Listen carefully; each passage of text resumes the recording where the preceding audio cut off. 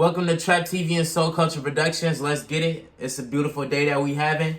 Thank you for showing up to my show. To learn and get educated. So thank you for showing up. I'll say that again. So today on this episode, we're going to talk about GMOs, genetically modified organisms. So what are GMOs? Genetically modified organisms are living genetic material that has been artificially manipulated in a laboratory through genetic engineering from combinations of plants, animals, bacteria, and virus genes that do not occur in nature.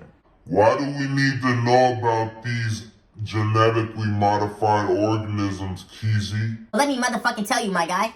So I wanted to touch on this topic and inform the culture on this subject because GMOs are relatively new, but they have been out for about 2 decades, and there hasn't been any occurrence of health issues as of yet. But with the absence of credible independent feeding studies, the safety of GMOs is really unknown. But some people are choosing a different route and staying away from those foods containing GMOs. Why is that? So 64 countries around the world require genetically modified foods to be labeled, but not all of the countries. The United States is in their own boat when it comes to labeling due to the fact they just started cracking down on labeling of GMOs in 2022. And most packaged foods contain ingredients derived from corn, soy, canola, and sugar beet. Vast majority of those crops grown in North America are genetically modified. Livestock, apiculture, and aquaculture, which in simple terms means animals, bees, beehives, water plants, and animals. Now they're at high risk because genetically modified ingredients are common in animal food. So the stuff that these animals are eating, they're putting GMOs in there,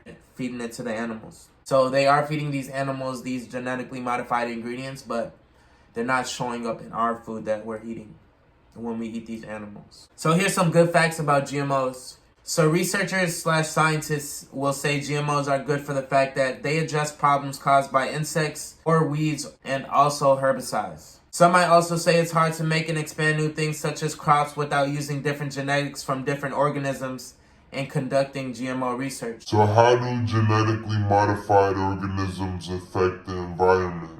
More than 80% of all genetically modified crops grown have been engineered for herbicide tolerance. So basically, we're designed to protect against certain herbicides and certain insects. But these herbicides that are being used have a chemical in them called glyphosate.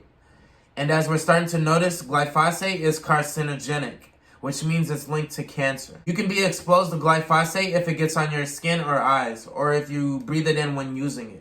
If using this chemical, you could swallow some if you eat or smoke without washing your hands first or after. Glyphosate binds tightly to soil. It can persist in soil for up to 6 months, depending on type of climate and soil. Pure glyphosate is low in toxicity to fish and wildlife, but some products containing glyphosate may be toxic because of the other ingredients in them. Short-term exposure to glyphosate isn't something you need to worry much about. Experts say it's less toxic than table salt, but it's long-term risk that may be a concern. Issues and topics like this need to be addressed in the culture. We are superheroes with superpowers, and we need to take care of our vessels and remember our bodies are temples. I also wanted to talk about this because supposedly there's genetically modified human experiments going on. But stay tuned for more on T.R.A.A.P TV and Soul Culture Productions. And we'll dive into all these topics.